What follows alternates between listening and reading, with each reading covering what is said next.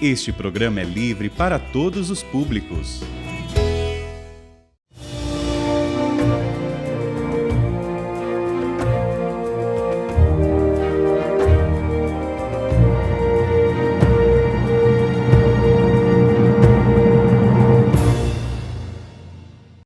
Olá, irmãos. Aqui estamos mais uma vez, dando um passo em nosso estudo da história da Igreja. Estamos estudando a fascinante história do final do século XIX, exatamente 1870, 80, esse tempo tão difícil da unificação italiana, unificação alemã, a luta cultural, a morte do grande Papa São Pio IX.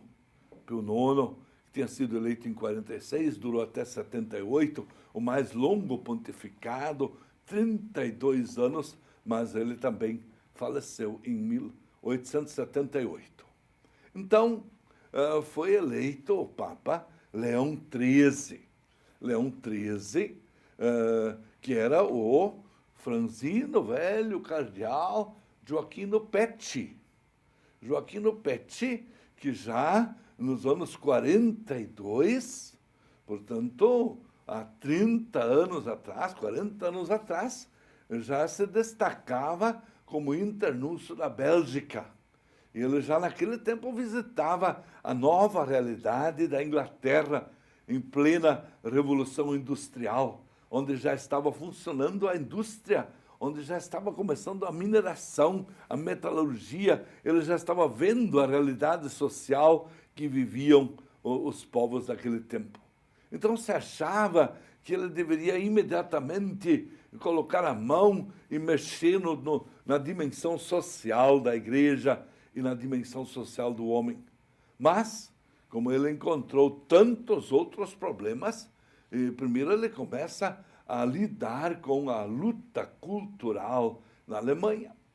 E somente a 1º de maio de 1891, ele escreve a encíclica Rerum Novarum.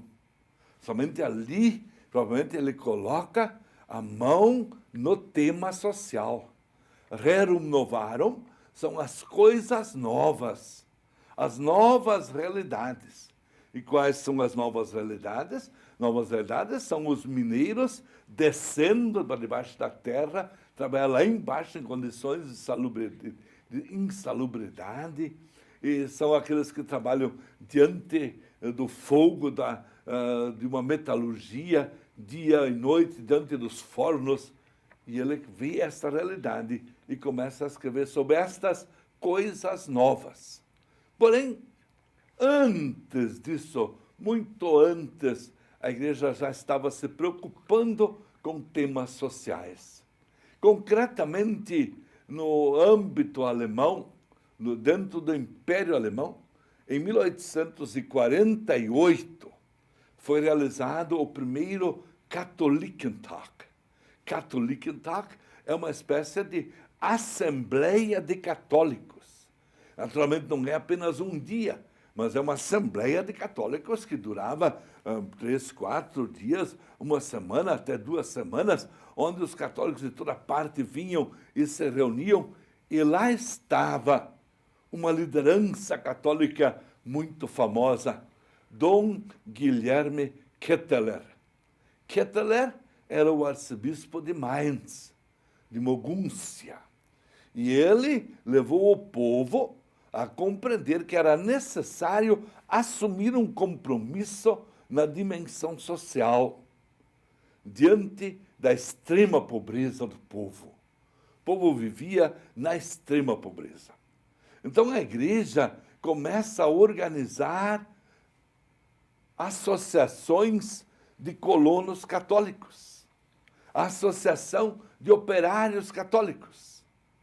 E com essas associações, primeiro a Associação de Colonos, a Associação de Operários, eles vão criando também algo que se chama logo cooperativas de crédito.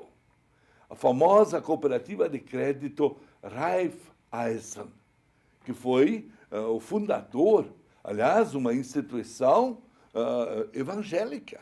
Raiffeisen era protestante, mas ele criou um sistema de crédito muito bom. E os católicos começaram a copiar esse modelo e criaram em toda parte a famosa Volksbank, Banco do Povo, onde cada um podia colocar lá as suas pequenas somas em depósito, em poupança, ganharia um jurinho, mas se alguém precisasse de um dinheiro para ir fazer um investimento, para fazer uma casa, comprar uma carroça ou comprar algo que precisasse para o seu trabalho, ele pagava um pouquinho de juro. Então, esse sistema de crédito foi muito importante. Foi o momento que, de fato, a Alemanha deslanchou.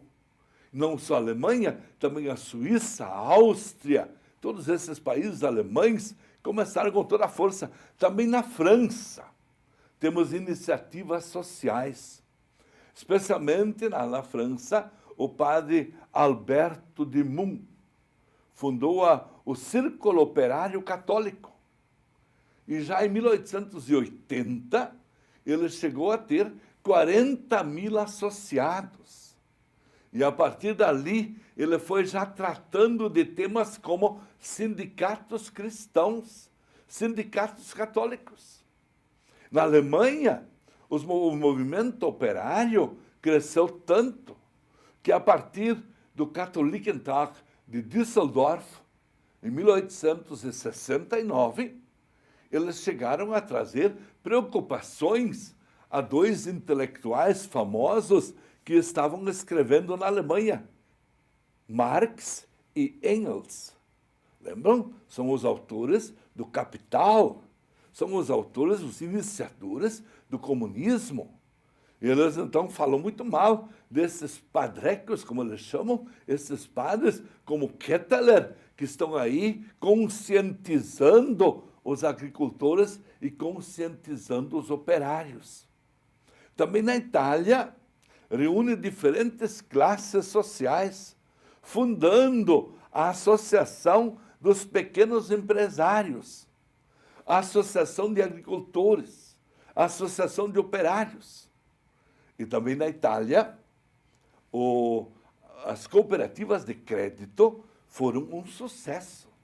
Foram um sucesso. Trabalharam muito bem. Vocês sabem que essas cooperativas de crédito foram trazidos para o Brasil através dos padres jesuítas e o padre Amstadt, em linha imperial, Nova Petrópolis, aqui no Rio Grande do Sul, em 1902, fundou aquilo que hoje nós temos, o Sicredi, uma cooperativa de crédito que nasceu na sacristia da igreja de linha imperial, lá sob a direção do padre Theodor Amstadt. Portanto, os jesuítas também tinham, aqui no Brasil, esta mesma consciência pelo social, para que os agricultores se unissem e, unidos, poderiam enfrentar as maiores dificuldades. Bem, mas foi o Papa Leão XIII que deu a grande cartada em 1891, a famosa encíclica Rerum Novarum. Esta encíclica, ela deixou marcas profundas. Ela passou a ser o grande ponto de partida para todo o trabalho social. Por quê?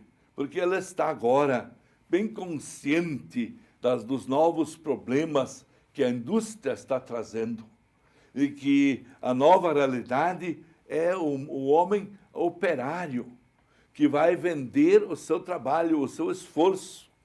E isto era feito até então sem nenhum contrato de trabalho, sem nenhum salário mínimo, sem nenhuma ideia de férias, sem nenhuma ideia de previdência, sem nenhuma ideia de seguro-desemprego. Não havia nenhuma lei que regulamentasse a relação de trabalho, a relação operário e trabalhador diante do seu patrão. Não havia nenhuma segurança, não havia nenhuma proteção da mulher trabalhadora, da maternidade, nada disso havia, nenhuma licença maternidade. Então agora o Papa escreve, estamos aqui diante das novas realidades, rerum novarum. E a 15 de maio de 1891, então, com uma nova encíclica, temos aí o fundamento de toda uma doutrina social da Igreja, que vai ser sempre mais retomada e assumida de tempos em tempos. Basta dizer que 40 anos depois, em 1931, Pio XI escreveu 40º ano. 40 anos depois, portanto, da Rerum Novarum.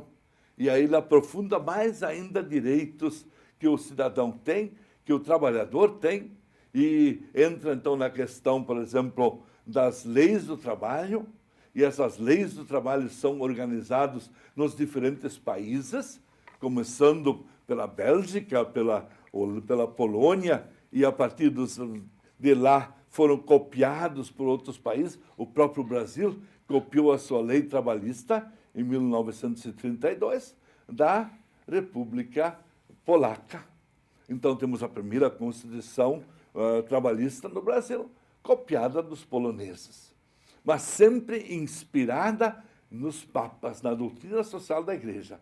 Primeiro na Rerum Novarum, depois na 40º ano. E 70 anos depois, o Papa, era João XXIII, escreveu Pacem in Terris, e escreveu também Mater et Magistra, duas grandes encíclicas no campo social, sempre aprofundando os direitos do trabalhador, e a Igreja se posiciona sempre mais ao lado do trabalhador, do lado daquele que depende do seu trabalho, depende do seu patrão, e de leis justas para que seja remunerado, mesmo na hora que ele adoece, ou em tempos de férias, ou quando ele é demitido. Então, as leis do trabalho vêm inspiradas pela doutrina social da Igreja, que começa a deslanchar a partir de Leão XIII. Próxima vez falamos mais sobre isso. Recebam hoje a bênção de Deus Todo-Poderoso, Pai, Filho e Espírito Santo. Amém.